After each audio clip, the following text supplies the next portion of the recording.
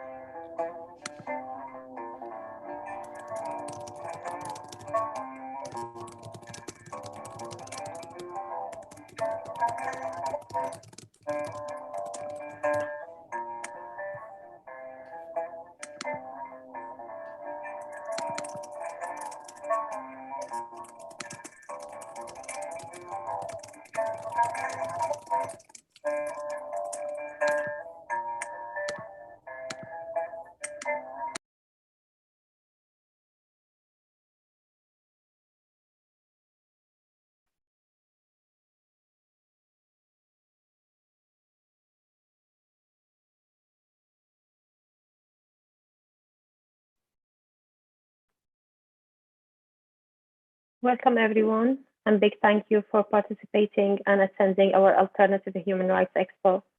My name is Wiam Youssef, and I am the Program Manager for Women and Human Rights Defenses Program at the Gulf Center for Human Rights. Together with my colleague Iyad Al-Baghdadi, we will be hosting this event for today. Iyad, over to you.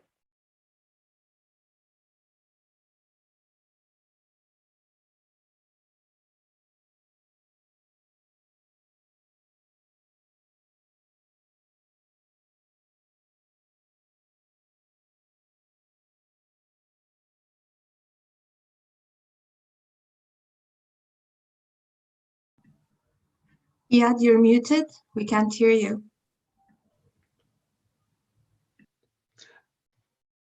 Hello, everybody. My name is Iyad Al-Baghdadi. I'm a Palestinian writer and activist who grew up in the United Arab Emirates. I'm joining you today from Oslo, Norway. Honored to be your second host for today. Interpretation to Arabic and English is available on this webinar. If you require interpretation, please press on the button below on the right side of the screen to enable it and choose Arabic or English channel. If you are on the phone, please select More, then Language Interpretation to choose your preferred language channel. We would be grateful for your patience with us today in case we encounter any technical glitches. Over to you, Wiam. Thank you, Iyad. I think we have a technical problem right now, and we're trying to solve with the translation and interpretation. I'm not sure if one of our technical colleagues can help us with this one.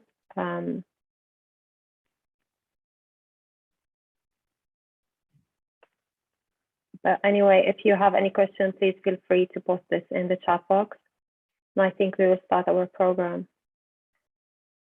Thank you again for attending our Alternative Human Rights Expo today. Although it's an online event and it is not as fancy and luxurious as the Dubai Expo, but we promise you our content is rich and very expensive. From October 2021 to March 2022, the UAE is hosting the Dubai Expo, the first World Expo to be held in the Arab world. The event will explore issues of sustainability, mobility, and opportunity. The country claims that when the world comes together, we create a better tomorrow. In reality, the UAE continues to invest in whitewashing, manipulation, and controlling and monitoring and imprisoning human rights defenders. Creating a better world is impossible without the help and contribution of human rights defenders to make a real change, sustaining peace and ensuring rights for everyone. In UAE, every human rights defender has been either exiled, imprisoned in violation of their rights for freedom of expression. Not one of them has been invited to the Dubai Expo. UAE crackdown and persecution of rights and human rights defenders is proved to be transnational. Reports suggested that one contract with Pegasus has cost the authorities around 250 million US dollars. A better world would have been possible if such amount would have been invested in education, reform, and ensuring rights for everyone, including migrants, for instance.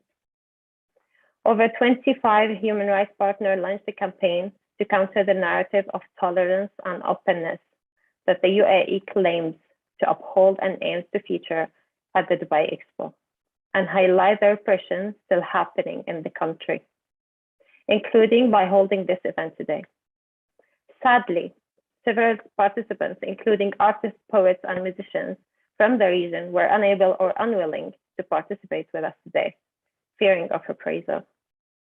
We have also heard from journalists that they have been unable to and were restricted to cover around the Expo. Just today, the UAE is joining the UN Human Rights Council, yet all Emiratis human rights defenders are still in prison.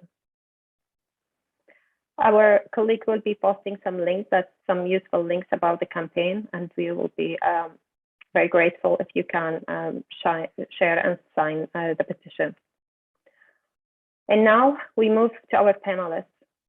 If you have any problem with the translation, which we're trying to solve right now, please feel free to post in the chat box. We will be speaking mostly English for English speakers, but we hope that you will find our event useful, informative, cathartic, and liberating. Iyad, over to you. Thank you. Before we start the program and before we move on to the panelists, I'd like to remind all speakers today to speak slowly for the interpretation and to keep your remarks in one language. And so we start our program from the United Arab Emirates, where two speakers will be highlighting 3 human rights stories from the UAE that will never be mentioned at the Dubai Expo. We will hear first Khalid Ibrahim read a tribute for Ala al-Siddiq, an Emirati human rights activist who tragically left us earlier this year.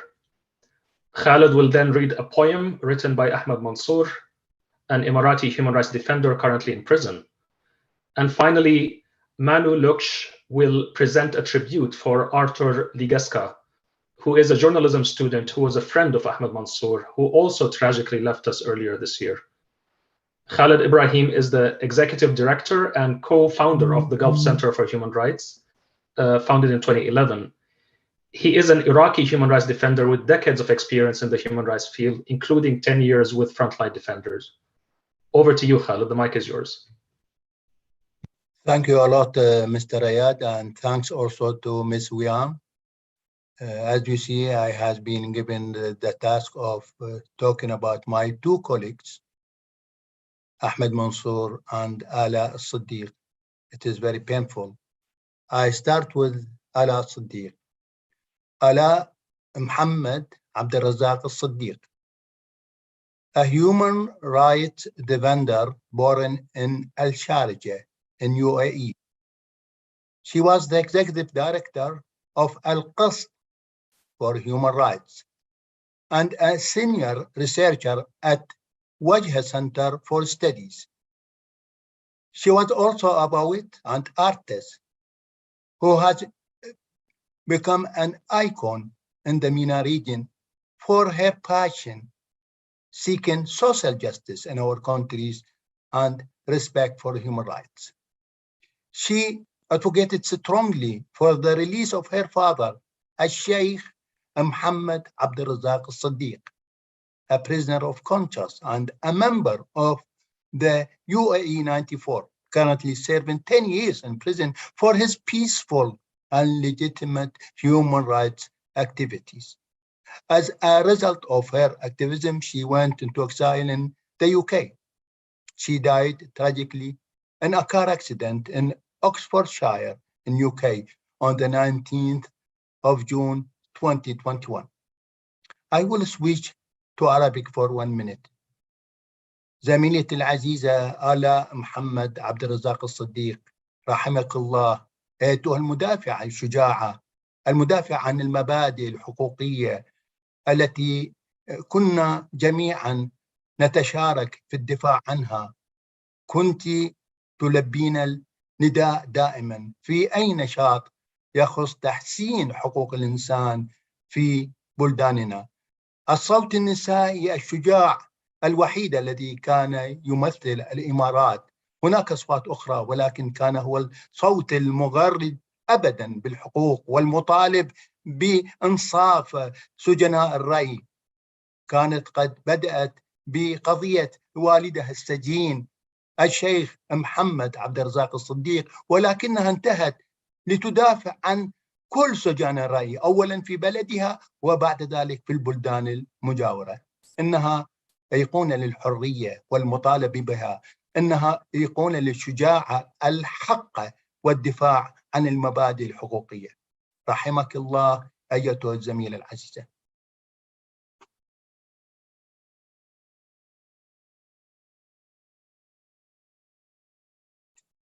أعتقد هناك الآن فيديو ستقوم فيه الفقيدة الراحلة بقراءة قصيدة من قصائدها. That's correct. We're going to watch a video now of Ala reading her poem, The Homeland's God.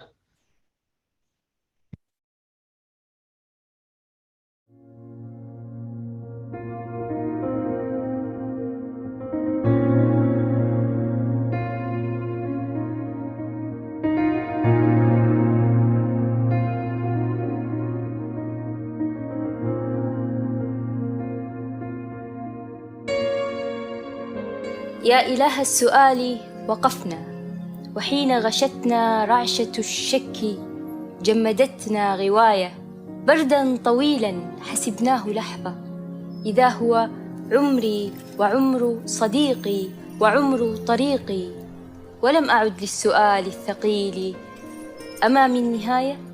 يا إله الزمن وقفنا، توقف عمر أبي في السجن، كبرت كثيرا وخفت كثيرا على وردة العمر، على نبتة القلب لم يرها، أينعت أخلفت وعدا لزارعها بالثمر، جاء ليجنيها تحتضر. يا إله الوطن وقفنا، هربنا قضاء قدر، تجملت الكلمات القبيحة كي تستتر، تعلمت الكلمات كيف تبرج نفسها، منفى شتات سفر. هل يصلح الشاعر ما أفسد القهر؟ وطن في طائرة، كيف يغدو الوطن في علبة الفندق خلوا من الذاكرة؟ يا إله الدين وقفنا، يا إله الدين وقفنا، قبضنا على الجمر وزعه وارث منك دون نسب، يجعله تحتنا راقصين احتراقا، ثم يطوف يصفق إذ يرانا نمد اشتياقا لكعبتنا لكننا لا نطوف. يا إله السؤال، يا إله الجواب، وقفنا، بحثنا، كتبنا، قرأنا، مللنا، تذوب ببحر الدماء زنازيننا المقفلة، أما من سؤال خفيف فقط يخفف من ثقل الأسئلة؟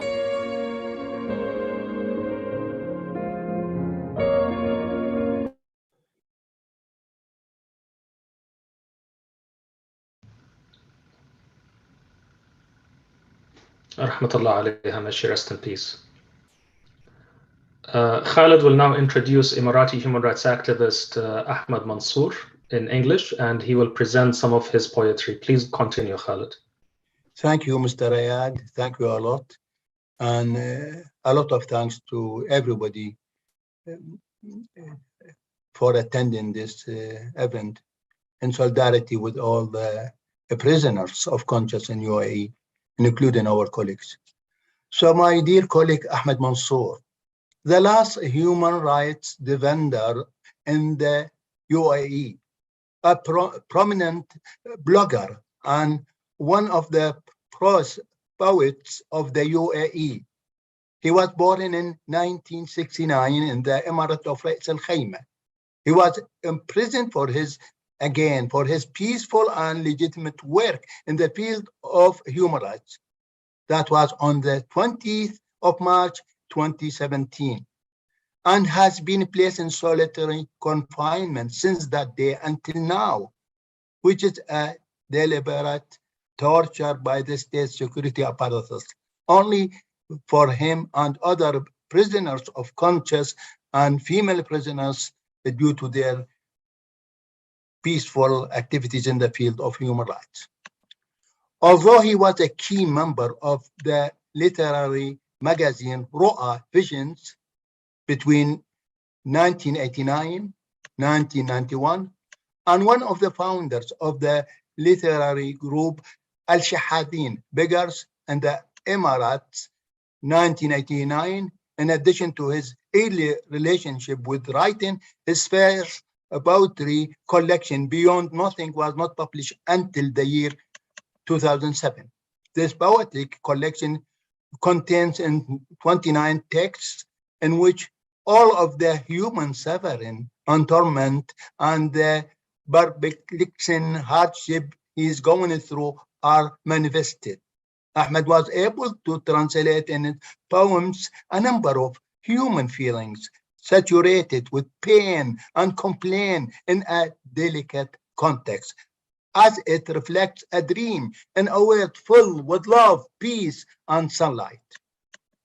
Without exaggerating his sense or losing his consciousness, Ahmed translates the suffering of the stranger, the non-belonging of the stateless, and the lack of identity that a human being besieged by all kinds of betrayal, oppression, and irrational to the point of superstition. He studied electrical engineering in the University of Colorado in the US, where he obtained his first degree, and then at the same university, he completed his MSc degree to be a specialist in communications engineering. So he's the poet from the world of communications. I will read his poem in which he described 7 successive days about a word that he dreams to have. So I am going to Arabic now.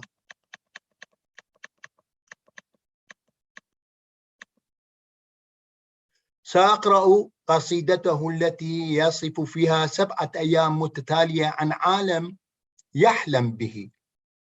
يوم أول، بيدي حفرت حفرة صغيرة، وضعت في الحفرة إناء، وملأت الإناء بالماء.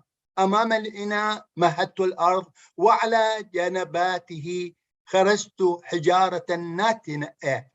خلف الأرض الممهدة كومت كثبانا، وخلف الكثبان خبأت سري.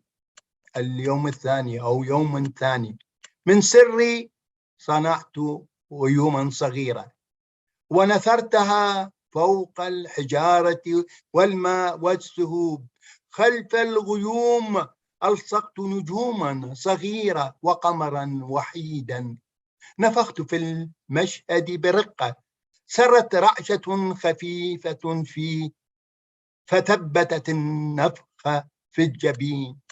يوم ثالث، بين الحجارة الناتئة والماء شققت بعض الأخاديد، ومن إحداها أوصلت قنالين إلى السهوب والكثبان. وبدون عناية شديدة حفرت بقعا متفرقة في المكان حول الحجارة الناتئة والبقع. نثرت هشيم الأعشاب والطحالب، ثم غرست أعواد قصب حولها.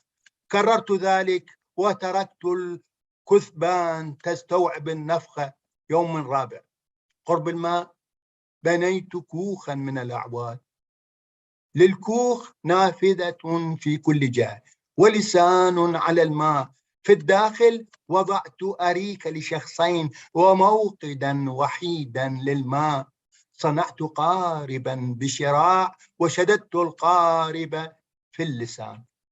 يوم خامس أصلحت خطأ في خيمة وعطبا في قناة.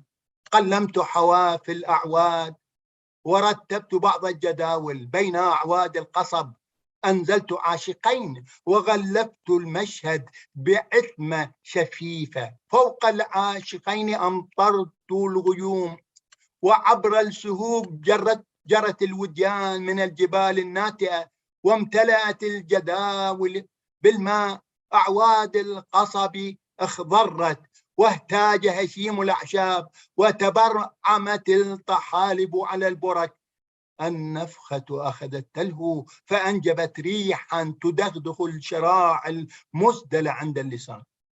يوم سادس العاشقان لاذا بالكوخ جلس على الأريكة قبالة البحر وأشعل الموقد والقبل. والآن السؤال هو ماذا ينقصنا كي يستوي العالم ويضيء؟ ينتبه الشاعر الرقيق أحمد منصور أنه لا بد من شمس الحرية كي يتجلى المشهد برمته. ولذلك فإنه في اليوم السابع يضيف شمس للمشهد فيقول: يوم سابع بقيت شمس سأضيفها ريثما فرغ العاشقان من القبلة. شكرا لكم وأتمنى لكم كل خير ونجاح. شكرا Khalid. Thank you, Khalid. We now move on to Manu Luksh. Manu is an artist and an academic who is currently a visiting artist and lecturer at Stanford University. Her film about Ahmad Mansour, titled A Billion Dollar Dissident, will be shown in spring 2022. Manu will tell us a bit about Arthur Ligeska and read a tribute to his life. Manu, the mic is yours. Thank you. Can you hear me? Can you hear me? Okay. Thank you for allowing me to say a few words here. I'm a filmmaker and researcher and currently visiting artist at Stanford University and working on a film on documentary about Ahmed Mansour. So a few years ago, I visited the Emirates to research and shoot material about smart cities, and I wanted to hear from an Emirati citizen about the use of these technologies. So Ahmed Mansour was introduced to me, and it was said with his background as an engineer, he will have an informed perspective on this. So I met Ahmed in a completely different context for a different film. But as Khalid has introduced Ahmed, and many of you will be aware, Ahmed was not only engineer, but also social media commentator, poet, father, and prisoner of conscience since 2017. So after his arrest, I started working on this documentary, The $1 Billion Dissident. And it was in this context that I reached out to Arthur Ligeska, fitness celebrity in Poland, like pioneer of modern fitness, who, to my knowledge, was the last person back then who had spoken to Ahmed, who I could also speak to. So we agreed to meet in Warsaw, where we filmed Arthur's story about his decision to go to the Emirates to work as fitness manager and trainer, about his arrest on false charges, his mental and physical torture he was subjected to while held in isolation at Al-Sadr prison. And we also spoke about his friendship with his prison cell neighbor, Ahmed Mansour, a friendship that helped both of them to maintain hope and to survive their nightmare. So Arthur and I not only felt connected through both our respect for Ahmed, but also our trust for each other, and we remained in lively contact after the film shoot, and a friendship developed.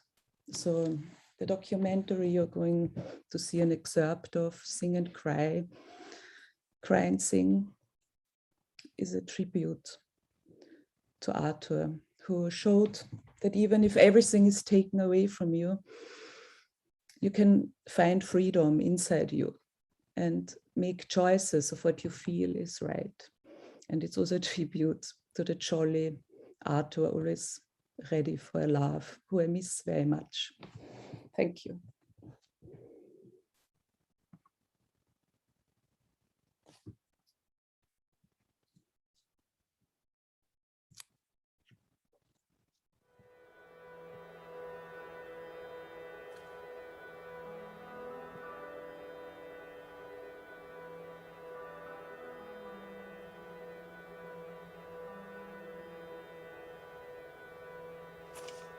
Before December 2018, I got first huge crisis. Ahmed asked me, why you don't shout to me anymore? What has happened? Are you angry with me or what? I said, no, I am not angry, Ahmed. I'm just peaceful because I think about my family. What is going on there in Poland? It's like almost Christmas. I'm sitting here and I feel so bad. I feel so bad. I feel so bad. Ahmed told Art, listen, this Christmas will be special for you. I said, why? What do you mean? What kind of speciality is in the spending Christmas in isolation cell on desert? He told, you will respect so much your family. And the day you're gonna be free, you will realize how important those people you're sitting around are for you. Afterwards, he asked me to sing the song.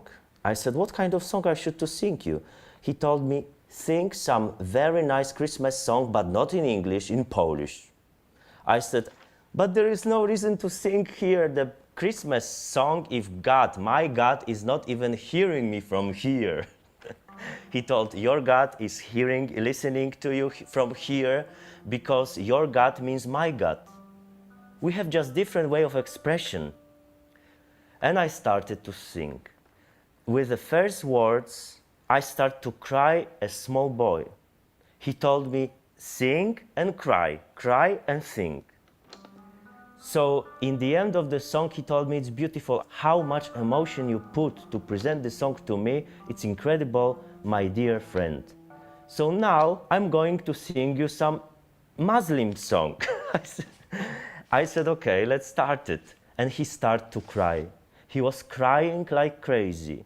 I could not understand anything. I could not hear anything, just his way of crying. And he told me, you see, we are the same way. We are from different part of the world. Our families are different. I speak Arabic, your family speak Polish. But look at,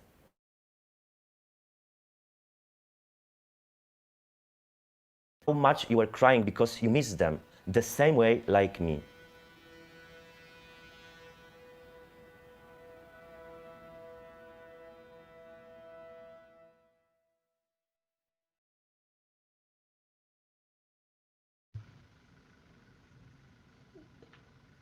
That was beautiful. Over to you, Ian. Thank you very much, Iyad. That was really intense and very inspirational, to be honest. It's hard not to shed a tear. Now we're moving to Bahrain, a revolution that was forcibly paused. Fearing the change of Bahraini revolution and what would it make, Bahraini authorities used all kinds of techniques to silence the voices demanding rights, even demolishing symbols of change such as the pier roundabout. Bahrain continues to use arbitrary arrests, systematic torture, killing, and long sentences, as well as labeling human rights defenders as traitors and terrorists. Today, I'm glad we are able to hear the stories by activists and artists themselves. My colleague Zainab Al-Khawaja the Gulf Center for Human Rights Journalist Protection Coordinator, will read the short story written by her father, Abdelhadi Khawaja, At the Border of Talisman. Abdelhadi Khawaja is the co-founder of Bahrain Center for Human Rights and the Gulf Center for Human Rights. Is currently detained in Bahrain since being arrested in April 2011. He has now spent more than 10 years behind bars for his human rights activism. After his arrest, he was forcibly disappeared in the prison for 2 months and was tortured severely. He has been on hunger strike several times, at length to protest his imprisonment. At one point, 3 generations of Al-Khawaja family were in prison at the same time. Zainab, the floor is yours. Thank you very much, Wiam. I would like to start by quoting Ahmed Matar, the poet Ahmed Matar, who says, أوطاني شغلي والغربة أجري. And I would add to that, والسجن أجري والتعذيب أجري. He says in his poem, my work is my country, but my reward is exile. And I added imprisonment and torture, because that's what we see in our part of the world, unfortunately. To introduce the short story that my father wrote, he actually wrote this more than 20 years ago. We were in exile here in Denmark, and I think I was about 14 when my grandfather passed away in Bahrain. The minute my father heard the news, he packed a small bag and drove straight to the airport. He said, I am going back to Bahrain to bury my father. This story he wrote after that happened. And today I will read an excerpt from the short story that my father wrote at the time. So it's called At the Border of Dhulmistan by Abdelhadi Al-Khawaja. Welcome to Al-Adliya Airport, he read on a sign which hung at the huge, nice-looking building. Among the crowd, anyone could point him out as a native of the island.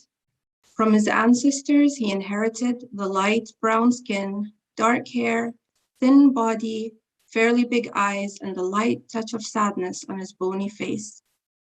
His grandfathers used to sail 4 months a year, half naked, under the glaring hot sun, to dive for rare precious pearls.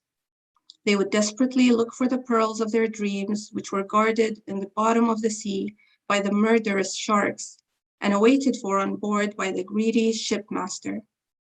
Whilst for the rest of the year, those forefathers were toiling barefoot to plant in the inhospitable land so as to avoid starvation and paying heavy capitulation to the invaders who had been dominating the power, passing it from fathers to sons until it reached to the current rulers. However, it was not the old days anymore, he thought.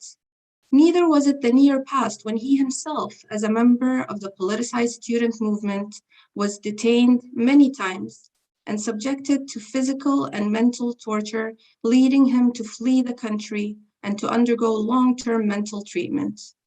Now, after 17 years, it could not be the same. Yet he was not sure how much the wounds of the past would influence his destiny. I'm afraid you have to wait to complete some procedures, said the officer. Someone will lead you to the waiting hall, he added. Obediently, Hassan followed a policeman, not only because he had been expecting some routine interrogation, but also because deep in his unconsciousness, he bore scars of beating and humiliation as a result of disobeying men in similar uniforms. At the waiting hall, the cool air and the light sound of classical music were working on his body and soul. He stretched himself out on a row of chairs at a corner and fell asleep. It was dawn when he awakened the next day. Prepare yourself, they will call you in a few minutes, said the armed policeman who kept a distance. Why did you come? Asked one of the 2 unofficially dressed men who were interrogating Hassan in the small, dim room. I heard about the changes. I thought it's time to put the past behind me and to have a new start, answered Hassan, feeling like a schoolboy in front of a headmaster holding a thick stick in his hand. Well, you thought wrong, said the other man while moving his heavy body slowly to be right behind the chair on which Hassan was sitting. Unless you prove your loyalty, he added. I have always been loyal to my country, said Hassan in a protesting tone without looking back. So you still insist that you were right and we were wrong. Is this the new start you are thinking of? Asked the man standing in front of Hassan. Before Hassan could find the right words to answer, he received a sudden blow from behind on his right ear that knocked him off the chair against the hard wall. He almost fainted when his body hit the floor, feeling severe pain in the ear and the neck. And while trying to rise up, the fat interrogator who hit him pressed with a heavy shoe on the fingers of his right hand. When Hassan was brought back to the waiting hall, he was in bad shape. He was trembling, and despite the artificial cooling system in the building, the sweat ran down his face and beneath his clothes. Thank you.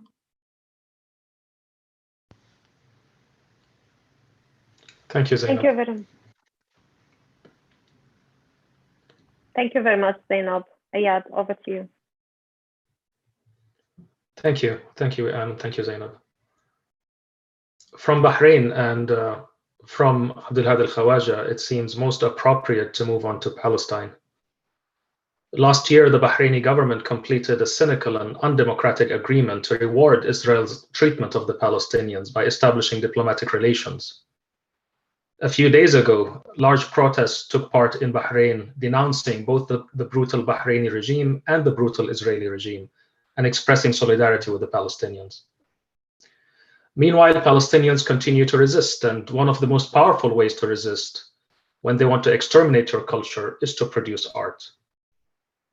From Palestine, we will hear music by Kanaan al-Ghul, who is a Palestinian oud player from Jerusalem.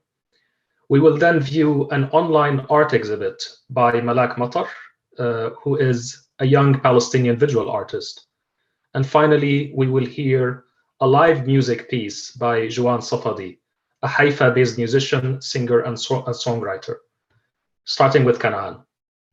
Kanaan is a Palestinian oud player from Jerusalem who began his journey at the age of 8 when he joined the National Institute in Jerusalem. More recently, he teamed up with some of his friends to launch Art Kanaan Productions. He teaches music and believes music was created for everyone, regardless of age, race, or social background. He has participated in many local and international festivals and performances. Kanaan could not be live with us today, so he was kind enough to send us a recorded piece. So let's see it together.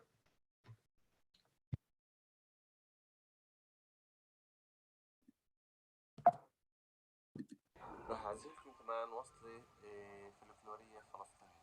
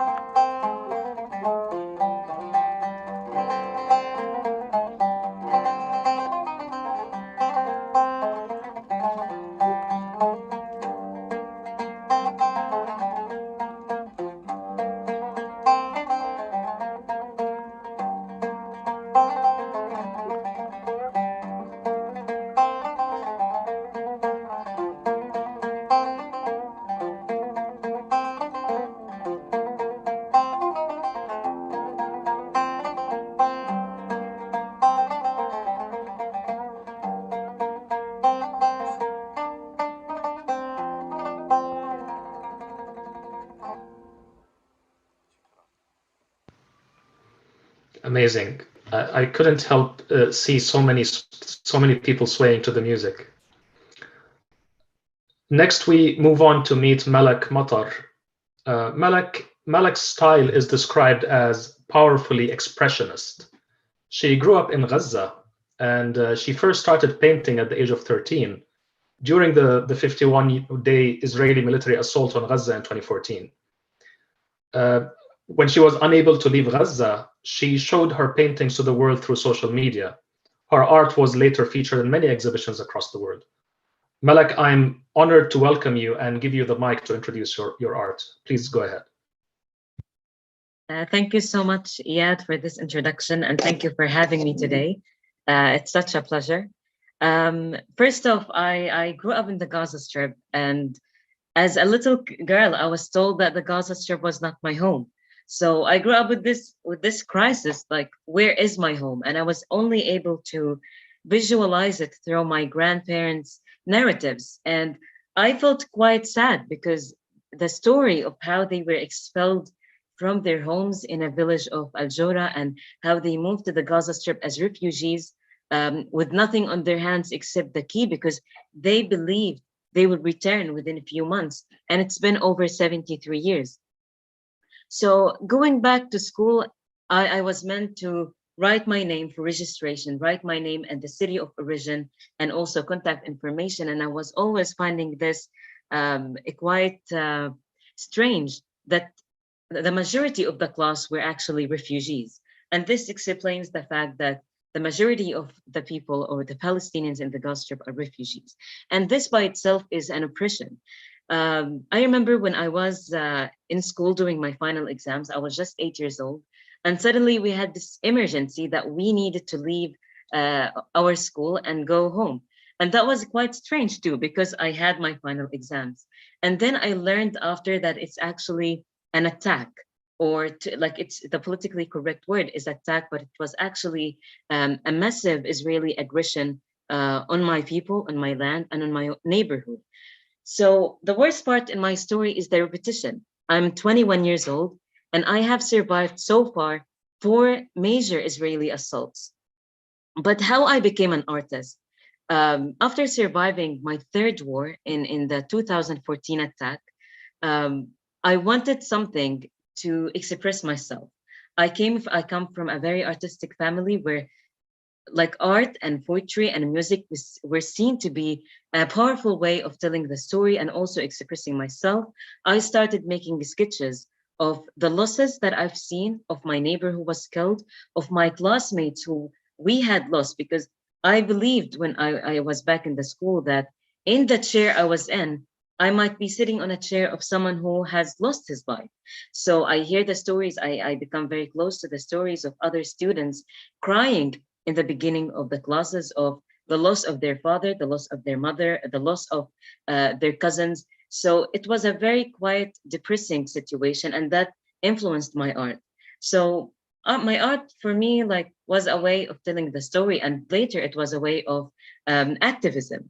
I started realizing how little people knew about the Gaza Strip, and I felt as a witness of all these major attacks and all these conflicts in this open air prison, because I see the Gaza Strip as a sieged area, but it also feels like a planet, because we feel very disconnected and we feel that we live under very inhumane conditions of little to no human rights, of movement, of safety, of having a proper having a proper life with electricity and water. And as a kid, I painted these demands beyond politics, beyond media, and beyond all the titles that people have on the people of Gaza and all these stereotypes.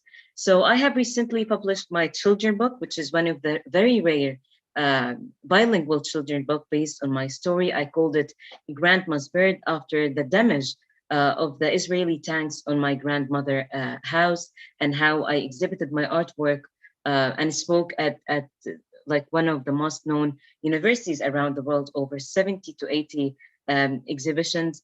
And I feel that art is such a powerful way, because it shows the resistance of Palestinian people of telling their stories and telling it without any filters and without any restrictions. despite of the censorships of the Palestinian art from the Israeli occupation and all the struggles, because as an artist, we do not have enough art material in the Gaza Strip. So yes, so that's pretty much it. And thank you for having me. Thank you so much, Malak, and we're very proud of you and very proud of your work, and we're looking forward to a lifetime of work, inshallah. Our third contributor today from Palestine is going to be Jouan Safadi. Jouan is a Haifa-based musician, a singer and a songwriter who is known for sarcastic and political songs, often considered provocative. I'm very excited to hear your piece, Jouan. Let's listen to Situation Uneven, a song about freedom of speech in the Arab world.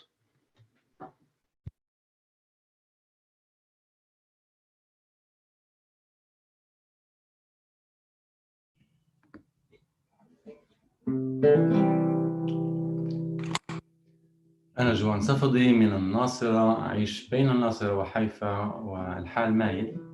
اسم الأغنية عن انعدام حرية التعبير في المنطقة العربية بشكل عام، بما في ذلك فلسطين المحتلة طبعا.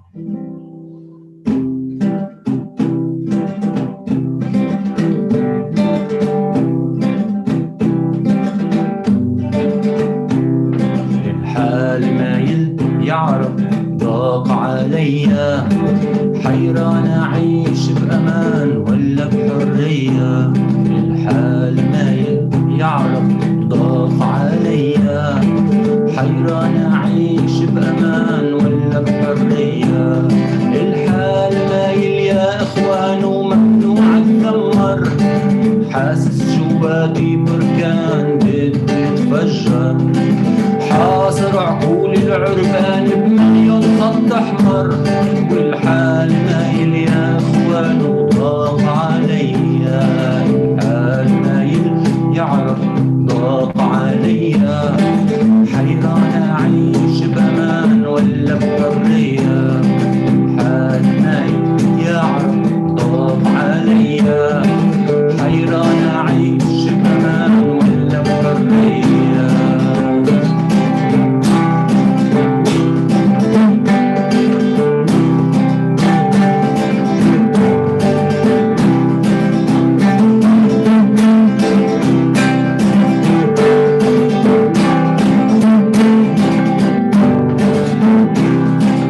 الزنزانة يا ناس ضاقت عليا، عم نتنافس على الأنفاس بكيتو الفاشية. هالزنزانة يا ناس ضاقت عليا، عم نتنافس على الأنفاس بكيتو الفاشية. وقفاص جوات قفاص حراس كعبين بالراس، خوف زنزانة يا ناس ضاقت عليا، ما عدت أتحمل ولا يوم في العبودية، ما عدت أتحمل ولا يوم في العبودية. الحال مايل يعرف ضاق عليا، حيران أعيش بأمان ولا بحرية، حيران أعيش بأمان ولا بحرية، ولا بحرية، ولا بحرية.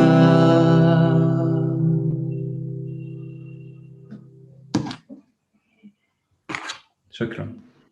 That was amazing, Jouan. Thank you so much. Shukran jazilan. Over to you, Wiam. Thank you, Iyad. Thank you, Jouan. That was really amazing. Now we're moving to Saudi Arabia, a country that's trying to prove that money is power, allowing Saudi Arabia to continue to commit human rights violations, killing journalists brutally, unlocking women human rights defenders in prisons, and torturing them for years. Yet be appointed to prestigious positions at the UN, such as the Human Rights Council and the UN Women. We are delighted today to have Uma Mishra Newberry, who is a global socialist, social justice and women's rights leader, and the former executive director of Women's March Global. She has helped to build and manage the Free Lujain campaign, in support of Saudi women rights activist Lujain Al-Hazloul herself. Uma is the initiator and facilitator for Racial Equality Index. A dear colleague whom together we worked, and Salma Husseini from ISHR on so many fronts for defending women human rights defenders in Saudi Arabia and lobbying for their release from prison. Today, Uma is as a co-author of the book with Lina Al-Hazloul, will read us some of Lujain's dream of sunflowers. Uma, the mic is yours. Thank you so much, Wiam, and it's such an honor to be here, of course, on behalf of Lujain, who, of course, for obvious reasons, cannot be here and attend this event. I want to just highlight before I read from the book, everyone here knows Lujain's story very well. She was released in February after 1,001 days in prison, during which time she was brutally tortured, to include waterboarding and electrocution, and many other things. But today, what I want to just briefly highlight before we get into the book is the use of arbitrary travel bans by Saudi Arabia. Lujain, when she was released, as part of her release from prison, because it is not, justice, nor is it actual freedom. Lujain is subject to 3 years of probation and is policed by the very same system that illegally imprisoned her in the first place. And she is also subject to a 5-year travel ban. Her family is also on a travel ban, and it has been well documented the use of travel bans by Saudi Arabia and MBS, the de facto ruler, as a tool of further oppression, further silencing for dissidents and human rights defenders and their families. People in Saudi Arabia have no actual judicial means to challenge travel bans. So they arrive at the airport. They don't even know many times that they are on a travel ban. They arrive at the airport and they're told they cannot leave the country. And this has happened to countless people. Travel bans in Saudi Arabia flout even domestic laws in Saudi Arabia and also international legal requirements. And so with Lujain's family in particular, Lujain's family cannot leave Saudi Arabia, but Walid, Alia, and Lina, who are all out of the country and have worked tirelessly for Lujain's release and continue to work tirelessly for her freedom and for justice, cannot actually go to Saudi Arabia and see their own sister who they have fought so hard for, or their family. And so this is something that we need to continue advocating for. The slide that was shown with the cover of the children's book, Lujain Dreams of Sunflowers, this is a children's book that Lina, Lujain's youngest sister, and I co-wrote when Lujain was in prison in 2019. We are so proud of this book and the fact that it's coming out in February 2022. So it will be published the 8th of February 2022.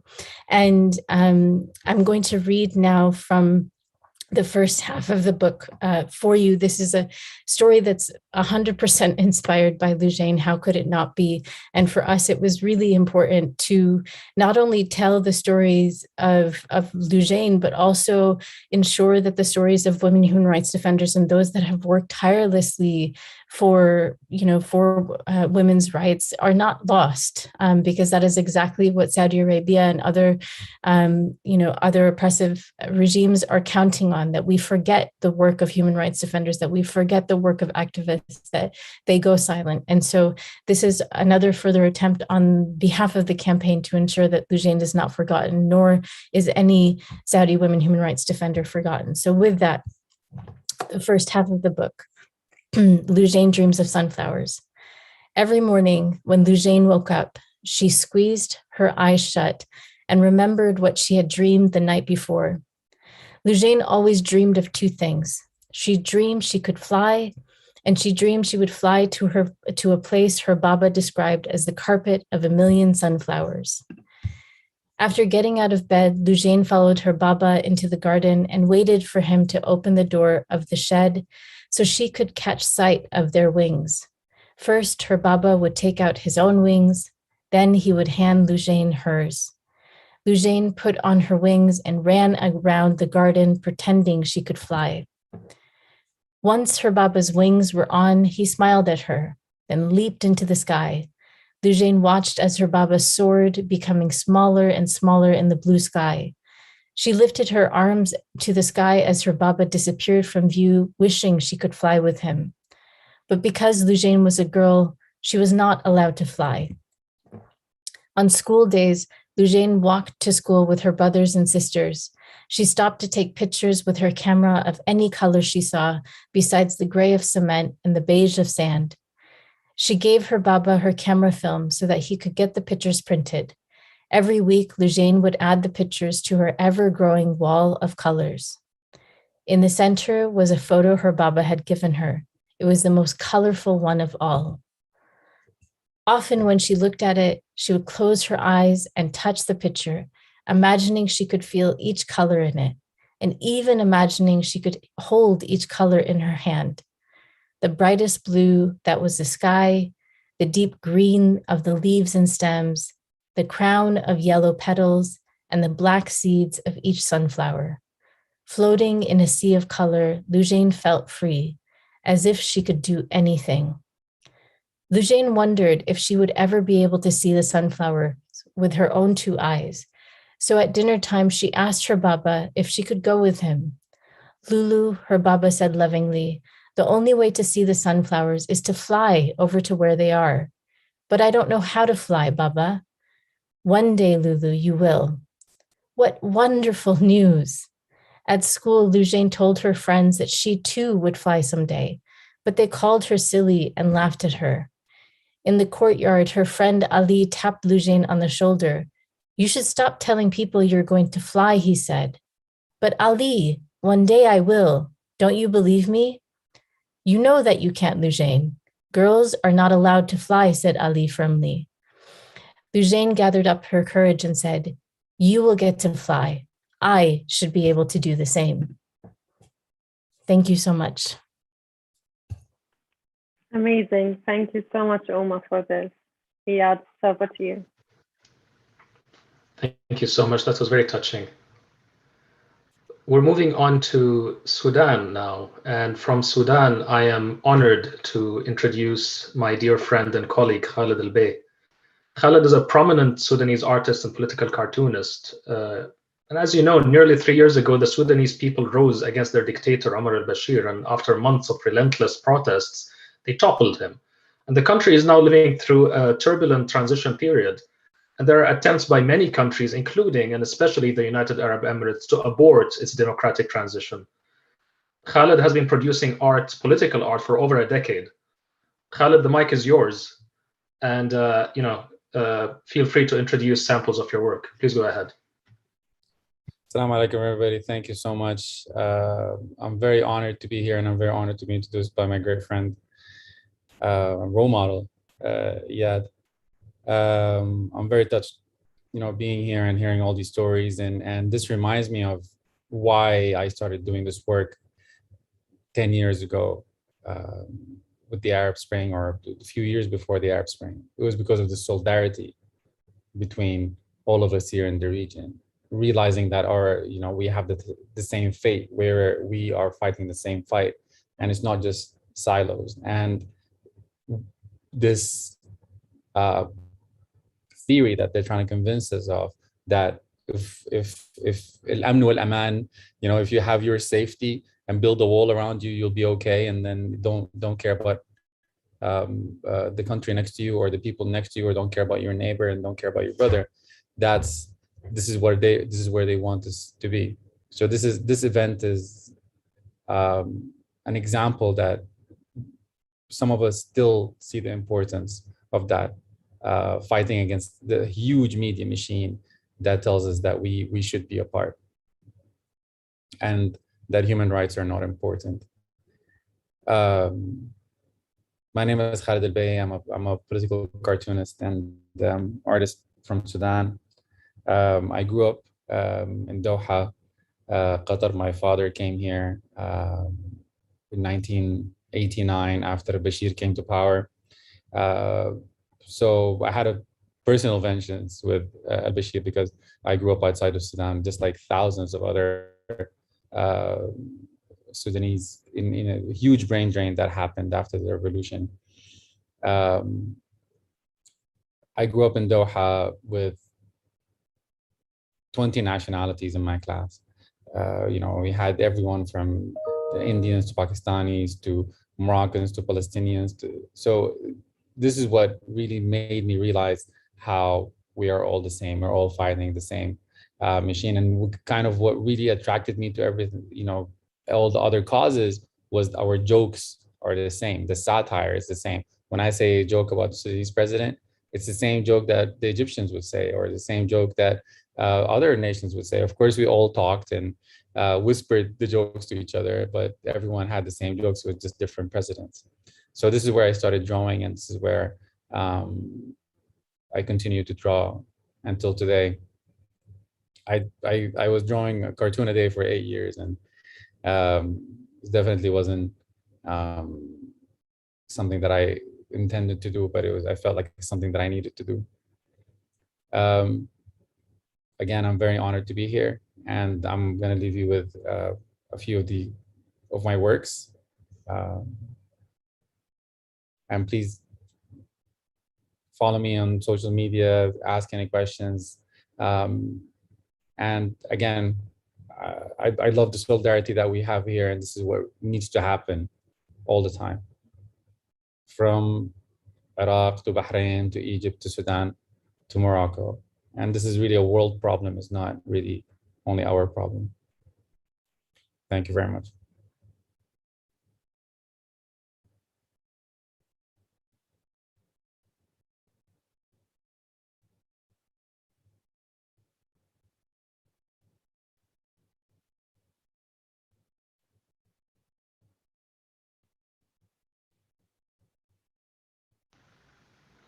Thank you so much, Khalid. Over to you, Wiam. We're moving on to the next country. Thank you, Iyad. Thank you, Khalid. Afghanistan is our next country, a country that has been suffering layers of oppression and repression, mass human rights violations and atrocities, but continues to show us the strength and creativity of the Afghani people. Working for peace and defying all challenges, we are delighted to be featuring with us today Ilyas Alawi, who is an Afghan poet and visual artist currently based in South Australia. Ilyas has published 3 poetry books: I Am a Daydreamer, Wolf, Some Wounds, and Hudud. Ilyas' practices is interdisciplinary, bridging elements from poetry to visual arts, from archive to everyday events, with intention to address issues around displacement, trauma, memory, body, and gender. Ilyas also reflects upon the background as displaced Hazara. In this video, Ilyas will be reading 2 poems, I Wish Grapes Would Ripen and I Do Not Believe.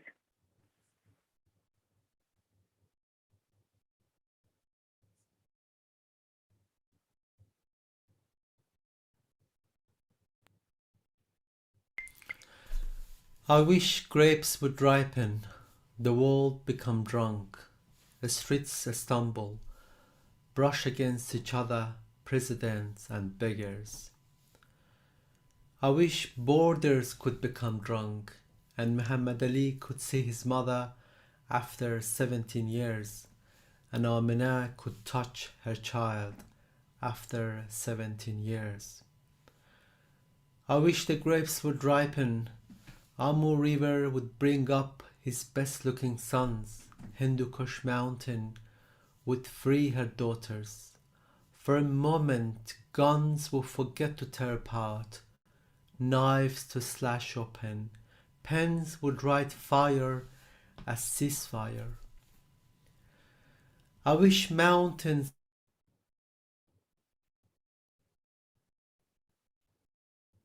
still her moon, leopards and gazelles would go drinking together. I hope the drunkenness will touch all things, the windows will break the walls, and you, while embracing your beloved tightly, would remember me, my darling, my faraway friend, drink another cup with me, to all the vineyards overflowing with grapes. And the second poem,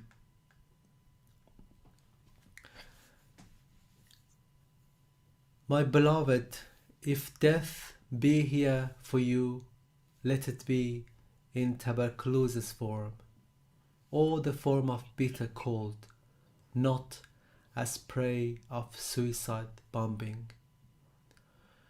You should have the time to review your memories, to review the particulars of your body, to make plans for your departure, not to depart the house on your feet, and we only find your shoes in the bazaar, not to ever find your hands or your smile, never to locate your eyes.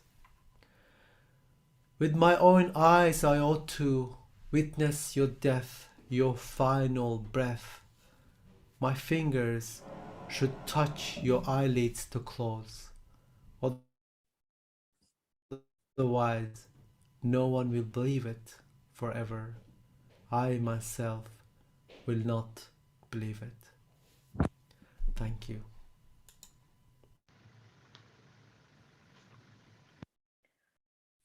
Now we're moving to another country, Iran. Yeah, over to you. Thank you.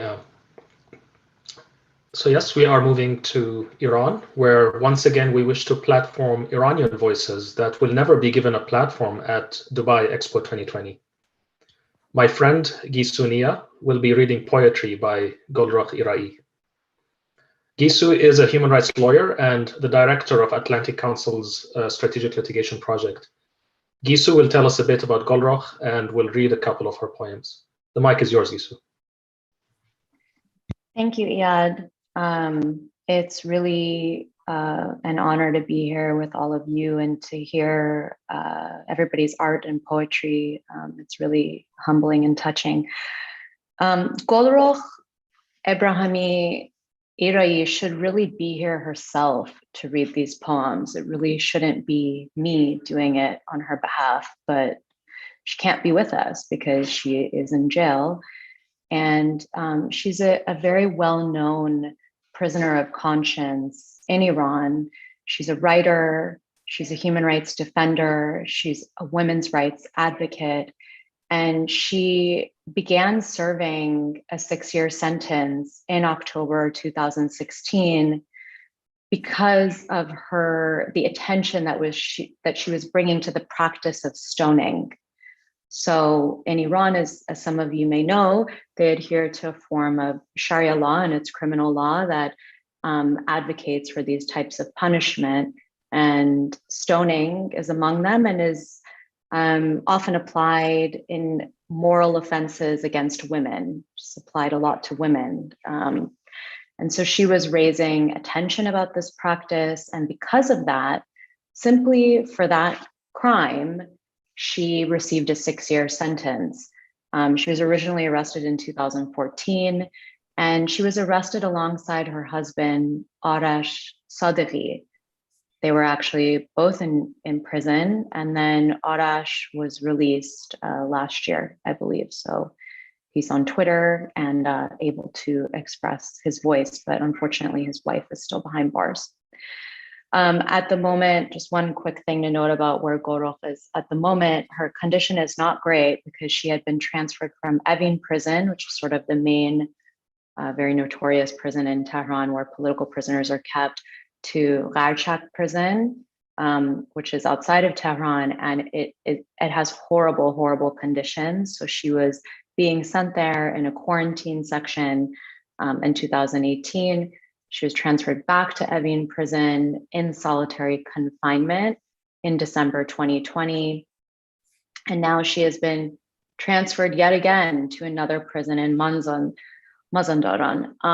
in Amul prison. And so she is being transferred around. There is really no word on when she'll be released, and she should be here reading her beautiful poems. She has written a number of poems. I'm going to read out 2 of them.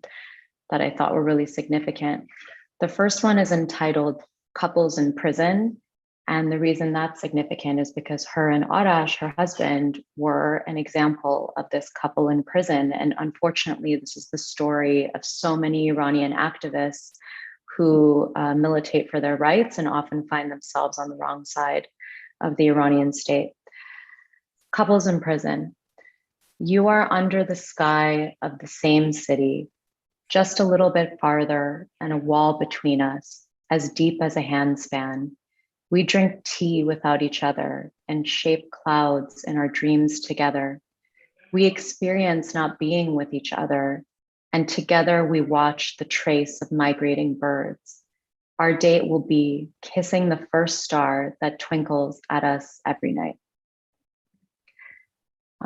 That poem is just especially touching because of what they've gone through. And I really hope that Arash will be reunited with his wife at some point soon.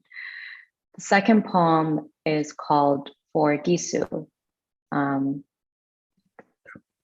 same name as myself. And Gisu is the daughter of Nazanin Zaghari-Ratcliffe. She is a dual Iranian-British national that has been held also at Evin prison for years now, essentially as a hostage of the Iranian state. So she's committed no crime that's recognized under international law, but she is being kept as leverage, essentially. And her husband, Richard Ratcliffe, who's British, have a daughter named Gabriella Gisu. And one of the worst things about this and about her imprisonment, aside from the fact that Nazanin has been imprisoned unjustly, is how it affects their children. Gabriella Gisu is a young girl and has barely got to spend time as a family unit with her mother and her father. So this is Golrukh's poem for her. For Gisu, Mummy's lullaby, I can't remember the scent of daddy's cuddle. I can't remember. Gisu grows up, a stranger to her homeland, a stranger to her daddy, to mummy. Between moments and a misty city that leads to a building and stairs which have devoured mummy. Gisu grows up with a poem in her heart and a story on her lips. Thank you. Thank you so much, Gisu. That kind of left me speechless. We move on to Iraqi Kurdistan. The mic is yours. Thank you, Iyad. When speaking about Iraqi Kurdistan, I can only think of the fierce and strong Kurdish women defenders and feminists whom I had the honor to know and work with. In a region where Kurdish identity has been for many decades characterized by oppression and resistance, strength and persistence, the struggle for rights continues before against dictatorship, now within a conflict against ISIS. Shoman Hadi, my friend, is an educator, poet, and scholar known for pioneering work on issues of gender and education in Kurdistan region of Iraq and beyond. After 26 years in exile, she returned home in 2014 to teach English and initiate gender studies at the American University of Iraq in Sulaymaniyah, where she founded the Center for Gender and Development Studies. Shoman is an author of the critically acclaimed books in the field of poetry, academia, and translation, including Gendered Experiences in Genocide and Child Survivors in Kurdistan, Iraq in 2011, a poetry collection, Life for Us, in 2004, and her second poetry collection, Considering the Woman, in 2015. Shoman, we are honored to have you. The mic is yours. Thank you so much, Wiam, and thank you, everyone. It's wonderful to be with all the wonderful, accomplished, and dedicated people. It feels great tonight to be amongst you. I am going to read two poems from my first collection called Life for Us. Not the US, that's what some people thought it was Life for US. It's not my fault, the Polish's fault. This first poem I'm going to read is called My Father's Books. And until he passed away, my father had this habit of referring to his books as if they still existed.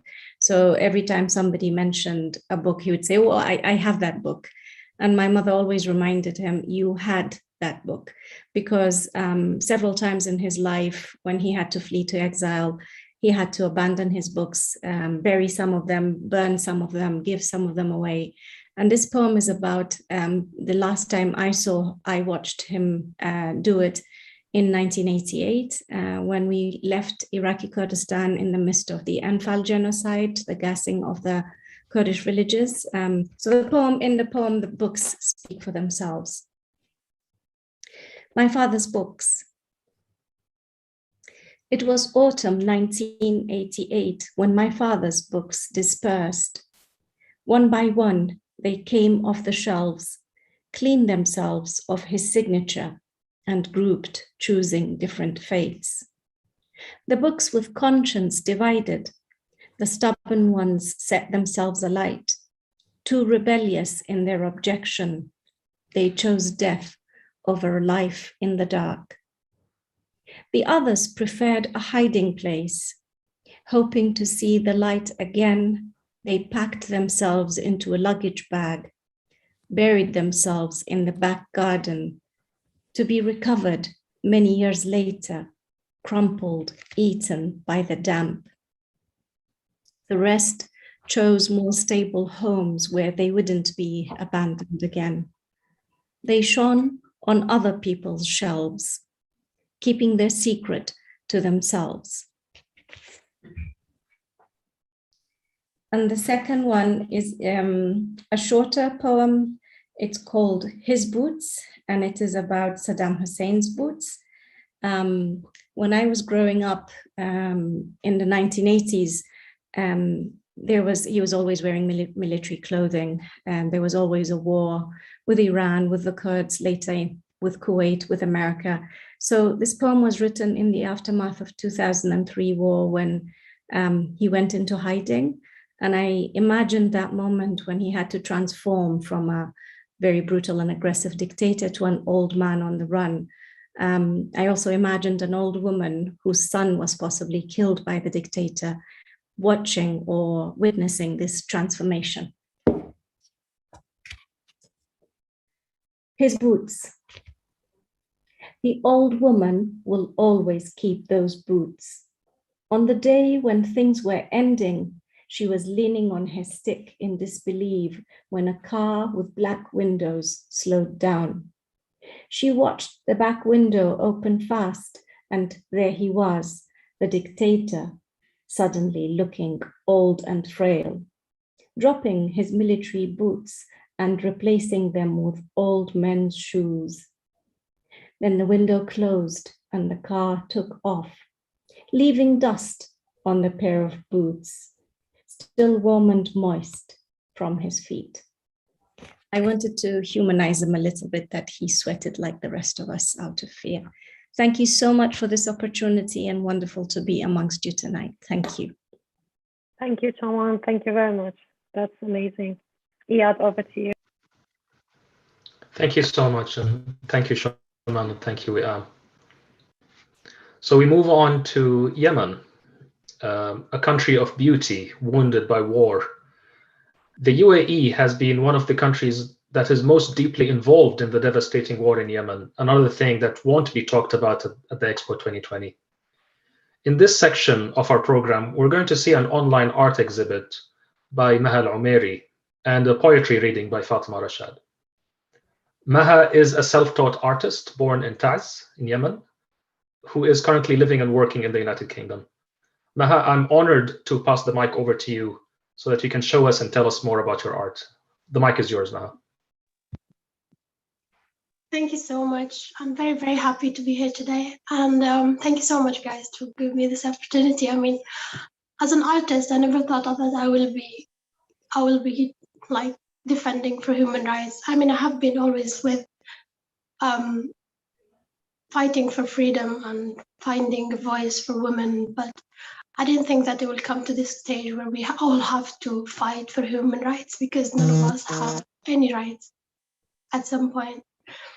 So I think my inspiration started when, I mean, I have gone through the war, and I know some people would think that if you go through war, you'll have like inspiration to start painting, to tell the world about it. But actually, it's the opposite. You become numb and you feel like there is no point doing anything. So I didn't paint and draw about the war at all. I was like, nothing can change the reality. Only when you come out of it and you hear the stories of your friends being jailed and being tortured and losing their youth in the prisons, and then you start thinking, okay, this is something you have to highlight and you have to talk about, and people need to know about it. So becoming the voice of my friends really is what helped me to start painting and drawing about human rights. I find this very like what you said at the beginning, that the Emirates and the UAE has so much influence in what's happening in Yemen, and nobody can deny that. Actually, I know the war happened because of the Houthis, and most of my friends are in the prisons of the Houthis. They have been tortured and they've been there for 6 years. But then we hear about other prisons that are run by the Emiratis, and they are doing the same, and they're actually hiding it better than the Houthis. So it's like hell in both sides for Yemenis. And it was just sad that at some point we trusted, neighboring countries to actually help in the fight. So it is very important that people know that Emirate is not doing much to help any of the neighboring countries, mostly Yemen, because it is a very poor country and we have been in war for such a long time. But to become to that point where they're colonizing the country, like the land, and building stuff that is just helping them, that's just evil at some point. So I don't know if we will be able to speak about it or maybe paint about it, but it's just frustrating to hear and listen to and watch. It's sad that we have to drag art into such politics, but it is the only way we can change the reality we're living in. I really hope that they understand that, if you want to build a new world, start by being justice and fair for the neighboring countries, and recognize the damage you're doing. Thank you so much, guys. I'm so sorry if I'm depressing you, but yeah, it's so nice to be here. Thank you so much, Maha. And no, that was not depressing at all. In fact, that was a very human. I mean, I love the fact that you were expressing yourself without a script, without anything prepared. Thank you so much for that. We're moving to Fatima Rashad, who is a poet and a journalist who was director of the culture department at the October 14th Foundation. Fatima is also a writer. She published a short story collection called Woman in the Rain. I'm honored to pass the mic to Fatima, who will read some of her poetry. A note first here. Fatima is joining us from Yemen, where the internet connection is unreliable, so we might be prepared for some, technical difficulties. I'm honored to have you today, Fatima. Fatima, tfaddali.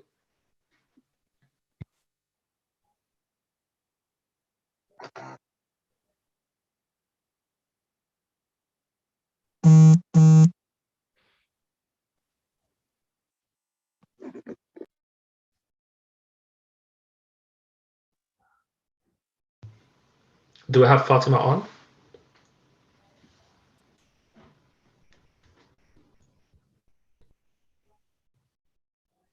Okay, we're waiting for Fatima. I mean, there is no reason for Yemen to have such poor internet if not for the legacy of dictatorship and war and rich countries around Yemen, bombing it continuously, even though it was already poor even before the war started.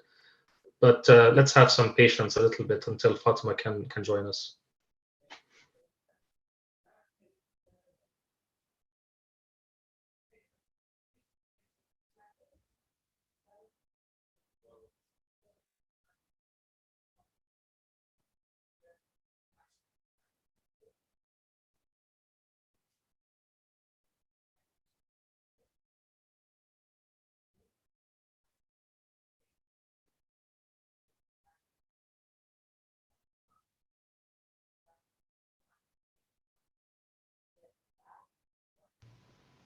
Okay, I'm being told that Fatima has some difficulties on her side. In fact, I just received a message that she's actually on the roof because she wants to get good internet, and maybe we'll not be able to get a good connection now. So we're just going to move our program forward, and if Fatima is able to reestablish her connection, we will be happy to have her come on. We're moving on to Wiam. Wiam, the mic is yours. Thank you, Iyad. I hope we can have Fatima later on. We're moving now to Jordan, a country known of its patriarchal society, where male guardianship is mainstreamed on so many levels. Honor killing and gender-based violence are among the main issues affecting women in the country. Today, we are glad to have with us Rana Husseini, a Jordanian journalist and writer.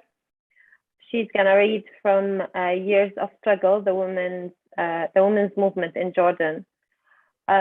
She's also a human rights activist and a senior journalist for the Jordan Times.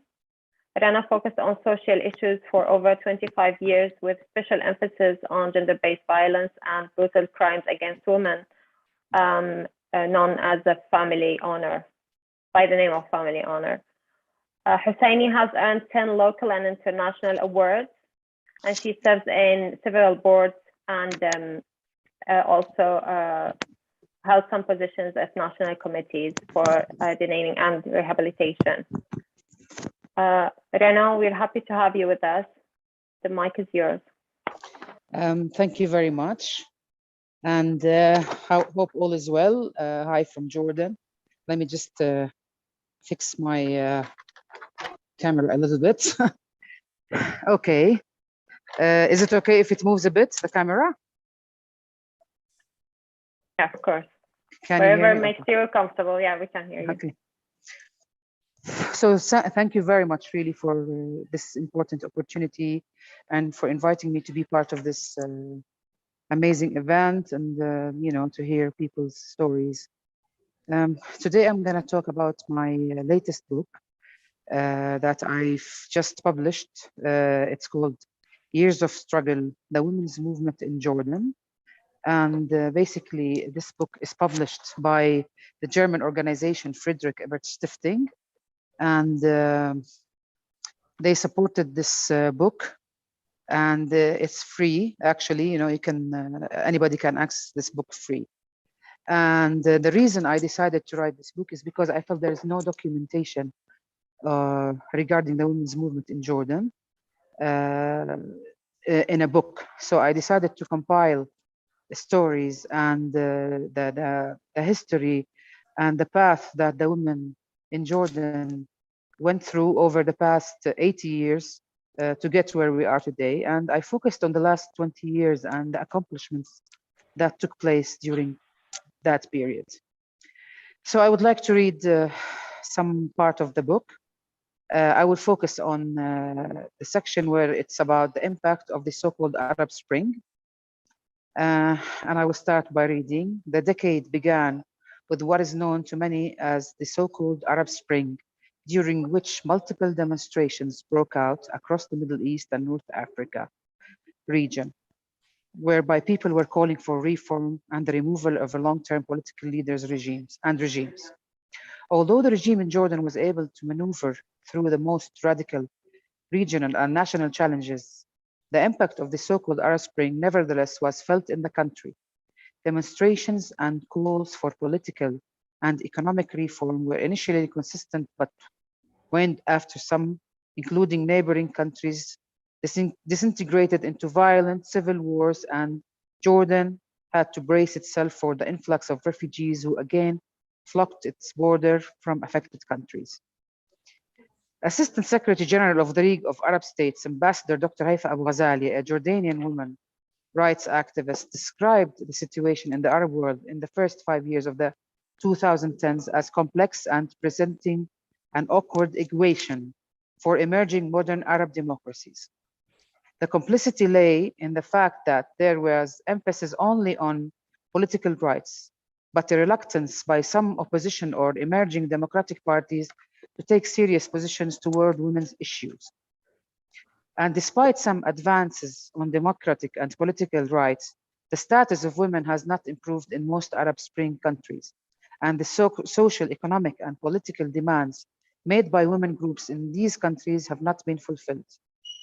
In fact, the situation in some of these countries has become more dire. Many women have been brought into conflict situations by autocrat governments and or terrorist groups in several of those countries and were enslaved, widowed, or bereaved as a result. These women ended up paying the price of these conflicts. In addition, the evolving conflict gave space to an extremist religious narrative that was used to disempower women. Girls were forced into early marriage or even being sacrificed to men for pleasure. Some girls were sold as slaves and were looted in markets, while Arab women shall always consider this time in history as a dark age. In Jordan, the increasingly tense and unstable political environment created a tricky and difficult situation for the women's movement and restricted the country's ability to advocate for the advancement on women's rights. The prioritization of national security and stability over all other national matters, including women's issues, meant that there were setbacks and a general lack of progress in these areas. So basically, the book talks about various times related to women and their path towards more gaining more rights and freedom. And this, my idea was to document these struggles, the fights for the past 80 years, and to show what went on, what achievements women have made, and what still needs to be done. I interviewed several, around 35 Jordanian men and women, and I used most of the references by Jordanian men and women, because my idea was that Jordanians should tell the story to their peers, and that this is our story, the story of Jordanians and how these men and women fought for more freedoms and more rights. But of course, there is more to be done. And this is where my book ends, with what needs to be done, what's next, and recommendations. Thank you very much for listening. And if you have any questions, I'll be more than happy to answer.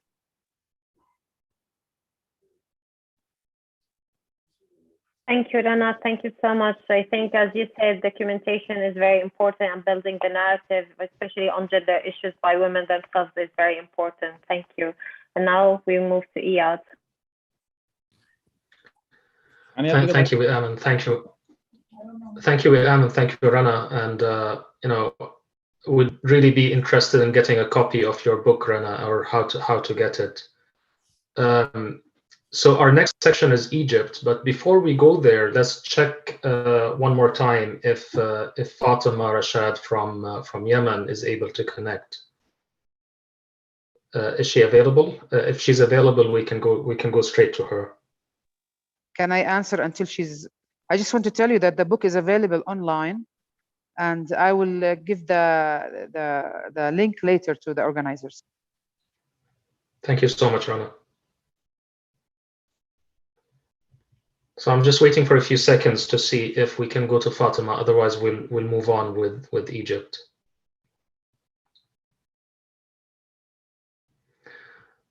Okay, we'll move on to Egypt. We'll check with Fatima again later.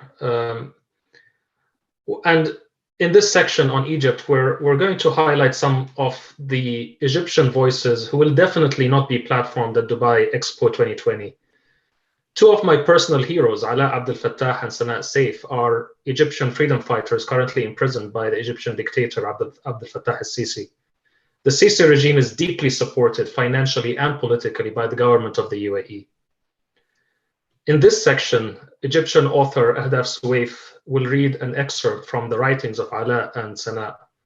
Ahdaf is a best-selling author and a political and cultural commentator. She's also the founder of the Palestine Festival of Literature, PALFest. Ahdaf, please go ahead and tell us a bit about these two amazing freedom fighters and share with us some of their beautiful writing. The mic is yours, Ahdaf. Thank you so much, Iyad. And I just want to start by saying that this has been an amazing event. I've sat through it from the beginning.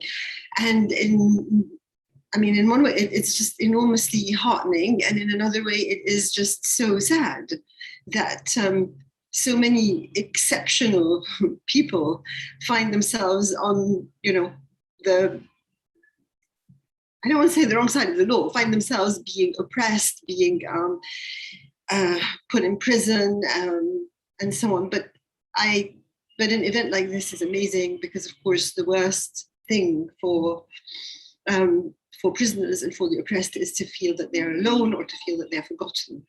And so it's brilliant to be here, and I'm very honored and proud to be with you. Sana Saif and Ala Abdel Fattah are, of course, sister and brother, and they're both in prison right now, and they've both been in and out of prison. I'm going to just talk about Sana briefly, and then I'll move on to Ala, because I'll be reading from Ala's book, really. Because Sana is a film editor, so her medium is actually film. She was part of the team that worked on a film called The Square, which in 2013 was awarded an Emmy and had lots of rave notices. She was 17 when the Egyptian Revolution broke out, and she was very active in it. And then she went to prison in 2014, I think, and she served 1.5 years in prison for basically being part of a demand for a proper constitution. She then served 6 months later on for what they saw as contempt of the judicial system. And she took a very principled stand where she refused to defend herself, saying that she no longer believed in the way that justice was carried out in Egypt, and she had too much respect for the law and for the idea of the judiciary to take part in what was going on. And now she's in prison again. I'm really sorry that there's this, can you hear the noise, Niami? Yeah, well, the worse things get, the more people party. So that's what we're hearing outside on the river. So she's in prison again, and this time she's in prison because her brother, when he was in prison, she supported her mother in demanding a letter from him to find out if he was okay with COVID. And events happened, and she ended up being kidnapped from the door of the public prosecutor's office. And she's now serving a prison sentence. The official charge is that she insulted an officer on duty. I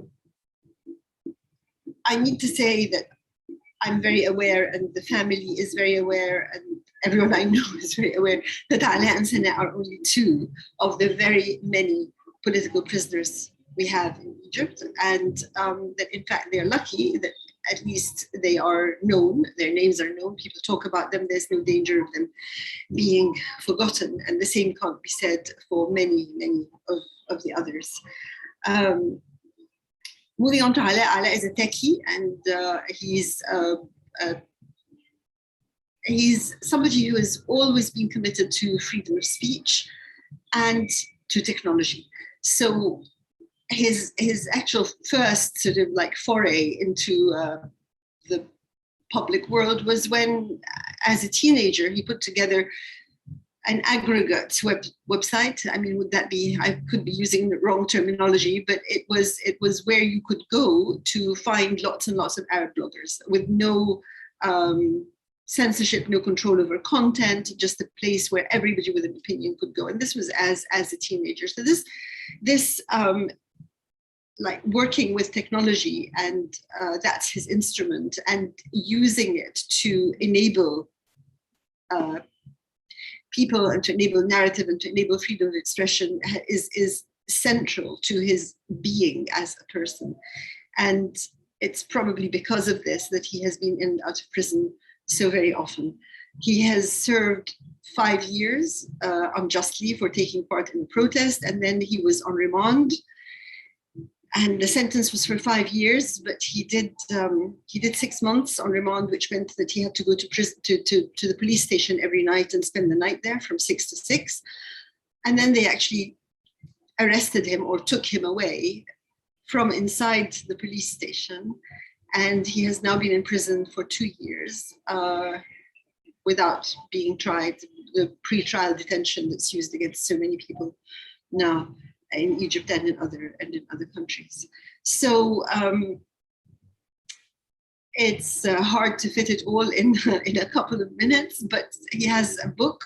There's an anonymous collective who's put together a selection or his collected articles and some tweets and some his tweets, actually just his tweets would fill, I can't remember whether it was something like 100 books or so. Anyway, it's a selection of his tweets and of his Facebook posts and of his articles. To begin with, he was published in the National Dailies.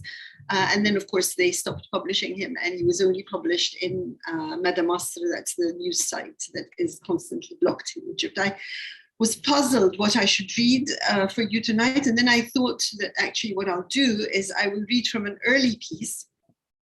And it's a piece from the end of 2011. So here he was in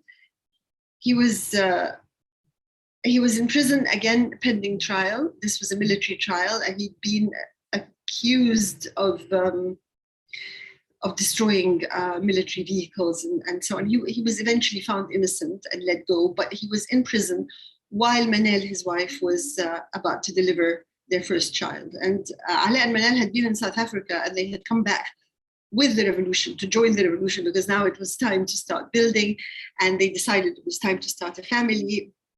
By the time Khaled was due to be born, Ala was in prison. So this piece was written in Tora prison on the 9th of December 2011. His son had just been born, and his wife had taken Khaled to him in prison for him to see.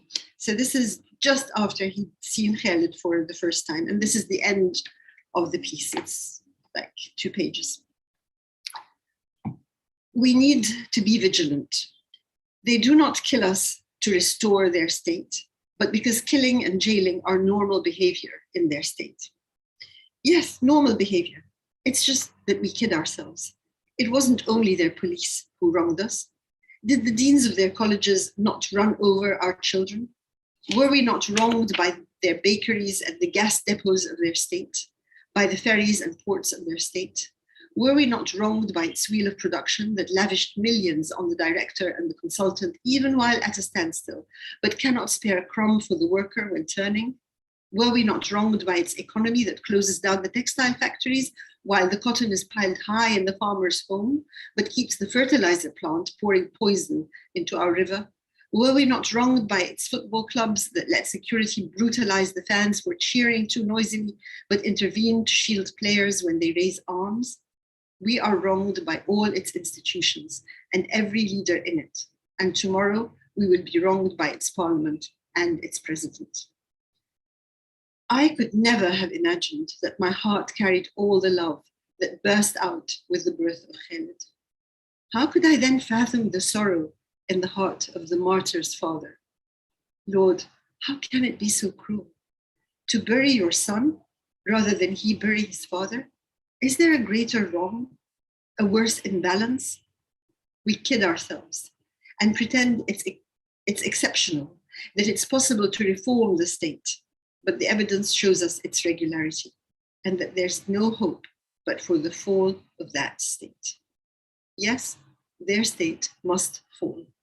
We're afraid to face up to it, afraid for the country should the state fall. If the square topples the state, the square, of course, is Tahrir Square, and it's a symbol for all the squares of the revolution all across the region, all across the Arab world. If the square topples the state, what's left for us? Egypt is not the square. It's true that Egypt is not the square, but we've not understood the square. What do we do in the square? Well, we meet, we eat, we sleep, we talk, we pray, we chant, we sing, We expend energy and ideas in order to sustain ourselves. We cheer at a wedding and weep in a funeral. We express our ideas, our dreams, our identities. We quarrel sometimes. Sometimes we're at a loss and confused, searching for the future. We spend each day as it comes, not knowing what the future hides for us. But is this not what we do outside the square? Nothing is exceptional in the square, except our togetherness. Out of the square, we're happy at a wedding because we know the bride and groom. In the square, we rejoiced at the happiness of strangers. Out of the square, we grieve at a funeral because we know the deceased. In the square, we prayed for strangers. Nothing is new in the square, except that we surround ourselves with the love of strangers. But the love of strangers is not unique to the square. Hundreds sent me messages of love for Khalid from outside the square.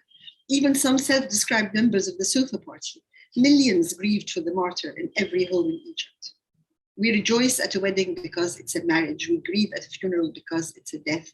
We live the newborn because he's human. Our hearts break for the martyr because he's human. We go to the square to discover that we love life outside it, and to discover that our love for life is resistance. We race towards the bullets because we love life, and we walk into prison because we love freedom. The country is what we love and what we live for, what we celebrate and what we mourn. If the state falls, more than just the square will remain. There will be the love of strangers. There will be everything that drove us to the square and everything we learned in the square. Love is Khalid. Khalid, of course, is his son's name, but Khalid as a word for non-Arabic speakers means immortal. Love is Khalid, and sorrow is Khalid, and the square is Khalid, and the martyr is Khalid, and the country is Khalid. As for their state, it is for an hour, just for an hour. Thank you. Thank you so much, Ahdaf. That was amazing. I mean, a bit of a personal story, but Ala went to prison around the same time that I was imprisoned. And my son was born the same year that his son was born. And my son was also born away from me. And I can also relate to this feeling, this surprising feeling of love and of really courage that you feel when you're holding your baby for the first time. And it just happens that today, 14th of October, is 7 years since I held my son for the first time, several months after he was born. So thank you so much, and much love to Sana and to Ala. I will. Thank you so much. I'm told that we have Fatima Rashad back on, so let's try to see if we can go to her now.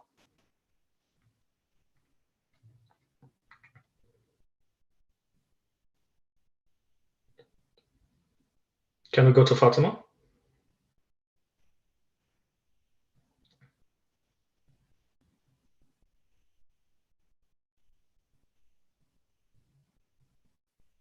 I would actually like to say something because in my job and at the GCHR, I've been working with a lot of journalists and poets and activists inside Yemen. And this is actually a perfect example. I think it was Jawan who was singing about a prison cell inside a prison cell. And I think sometimes people in Yemen and other countries in our region feel like they are in prison just by being in that country. I wish that Fatma could read her poetry right now. She can't. And Ahdaf was talking about feeling heard. And I know that when I was in prison, it felt amazing when I heard news that an article of mine was in the newspapers, or that there was a protest about my imprisonment or my father's imprisonment. And it just feels really horrible that Fatma now wants to share her poetry with everyone and can't because of something like the internet connection. However, we will put it on the website to share with all of you guys. And I'd like to thank Fatma when she looks back at this and at this video. We want to thank you very much for trying so hard to be with us today. I think she's ready. Fatma, please go go ahead. She's ready. Okay. Yalla, let's try again.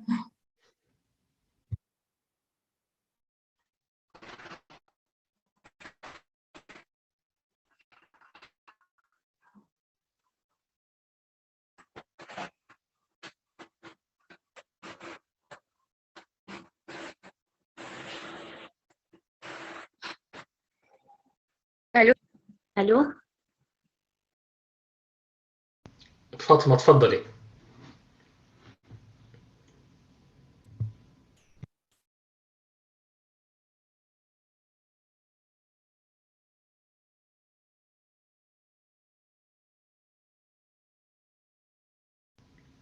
Are we able to spotlight her video?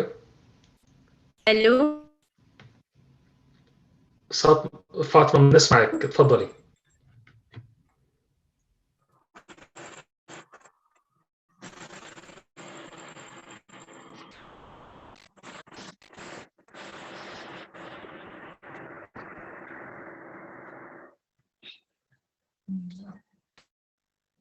ألو ألو تفضلي فاطمة. لأن عندي أصلا التغطية ضعيفة شوية.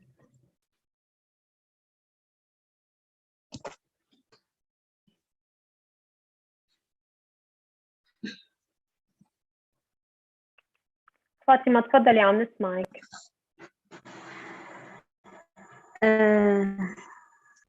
أولا سعيدة أنني أشارك معكم بهذا الندوة، ونصي طبعا نص طويل لكن بحاول أنني أختصره علشان أصلا التغطية تروح وتجي. أضغاث أحلام. أن يأتيك الغول وبيده موتك، أضغاث أحلام. أن يقرر مصيرك ويجعلك لا شيء، أضغاث أحلام.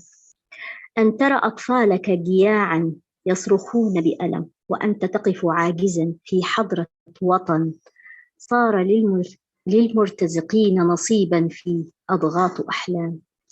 أن يكبل لسانك لكي لا تطالب بحقك في العيش بسلام، أضغاث أحلام.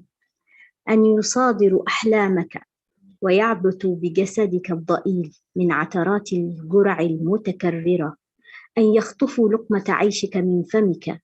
أن يغتصبوا ويستحيوا نساءنا، أضغاث أحلام. أن يحشوا مسدساتهم برصاصاتهم. أن ينزفوا دماءنا. أن يصلبونا ونحن لم نرتكب شيئا. أن يدخلون في دائرة الاتهام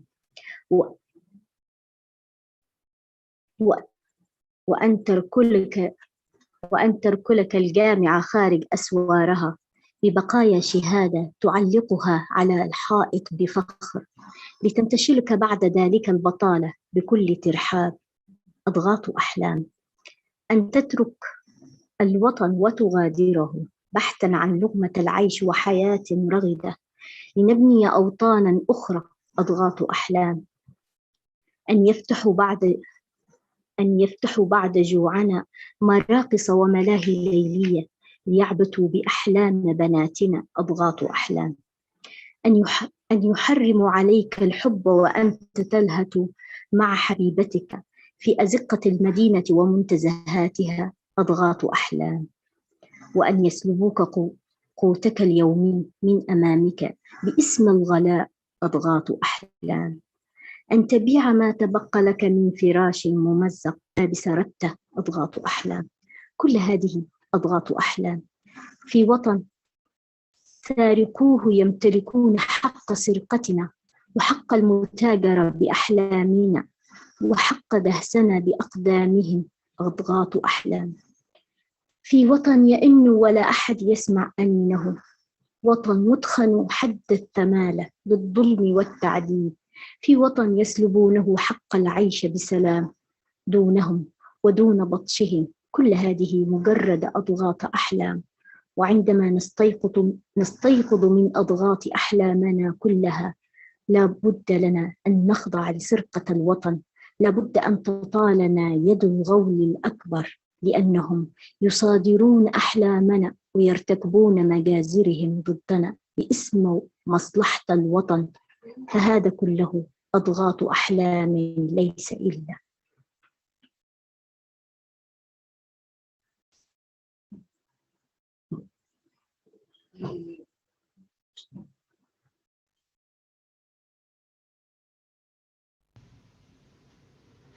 Shukran jazilan, Fatima. Thank you so much, Fatima, for this delivery, and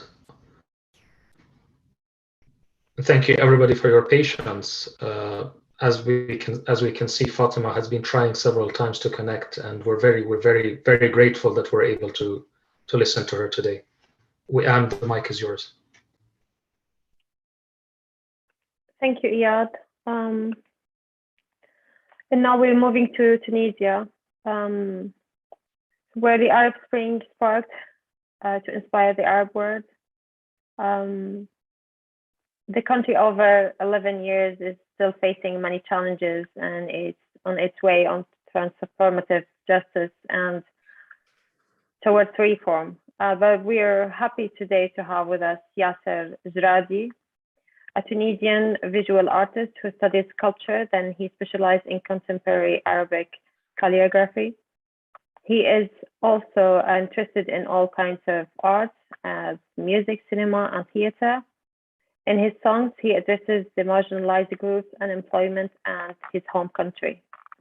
For the Alternative Human Rights Expo, Yasser will be singing for us a very old song written by Black workers in Georgia Harbor, on which he added 2 verses in Arabic, one about women working in agriculture and the second one about artists.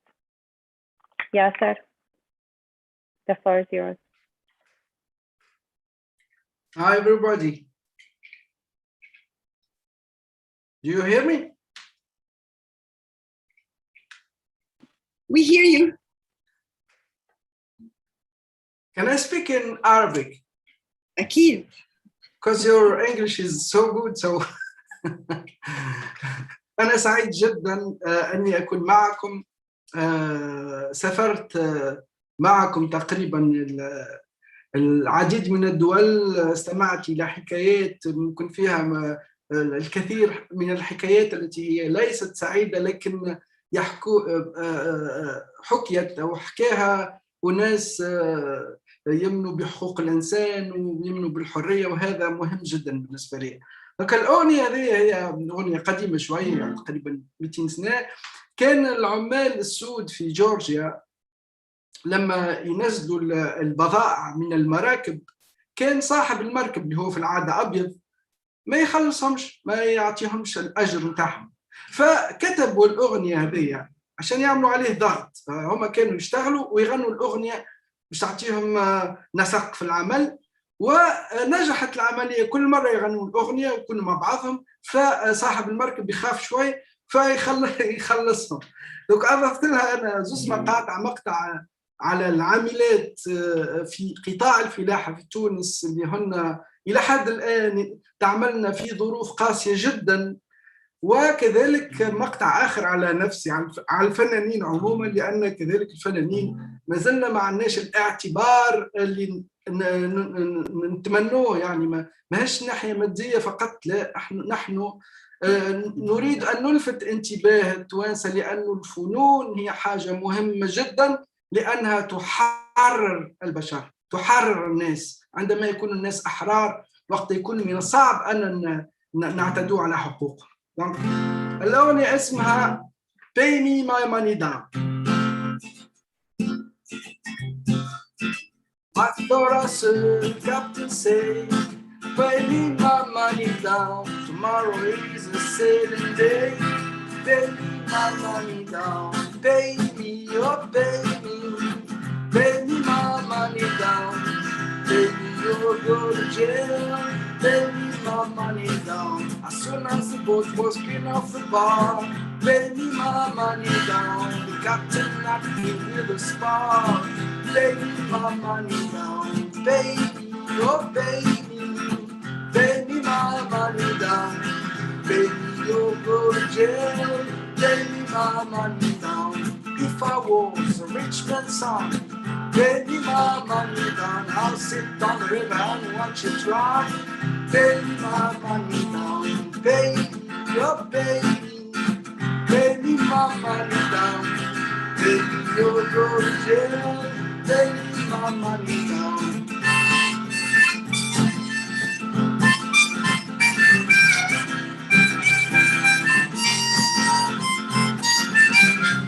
خيتي سينا طلعت الكميونة خلصني يرحم بل ما تطل الشمس علينا خلصني يرحم تعال يا مرها بنسواني خلصني يرحم صلوا فولوا ما جالينا خلصني يرحم زعما يحل العفو علينا خلصني يرحم خلصني من الجينا خلصني يرحم خلصني خلصني خلصني يرحم خلصني لنشكي بيه خلصني يرحم عمك ياسر هازز جيتارة خلصني يرحمه يغني في البطحة والحارة خلصني يرحمه يغني عاللي نسيتهم لغاني خلصني يرحمه عالفلاحة والبحارة خلصني يرحمه ماشي في بالك يخلص في نهارة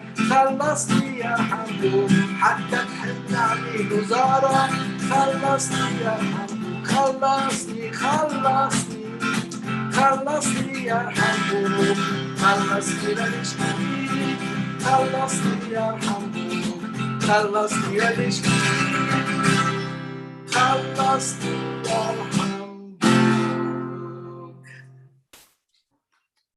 Thank you so much. Shukran, Yasser. Thank you. Thank you. That was really amazing song.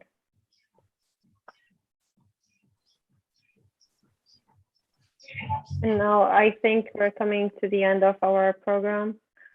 And today we've attempted to tell the truth, not fabrications, and we will continue to echo human rights defenders' demands for rights, advocate for responsibility, protection, and equality. Thanks again for attending our event. And I will now hand it over to my colleague Iyad for any final words. Thank you so much, Wiam, and thank you for all the participants who who came on today and whether they shared something personal or they shared someone else's writing or they shared their ideas. And I'm happy that we ended on such a cheerful note. At least the music was cheerful with Yasser Jaradi. And I wish to thank Yasser for his patience because Yasser has been with us right from the start and he's the last speaker. So thank you so much, Yasser. Over to you, if you want to speak a little bit about the sponsors of the event and the organizer of the event, Gulf Center for Human Rights. Thank you, Iyad. I think we have all the names on the screen, so we hope we're not forgetting anyone. And we would like to thank all the sponsors and everyone who helped us in making this event a successful one, including all the contributors. This event took us up and down, and I think it's very inspirational and very influential. And we're grateful to have these people with us. I think we are closing now. Thank you, everyone, again. Thank you. Thank you and bye. Thank you. Bye. Thank you, everybody.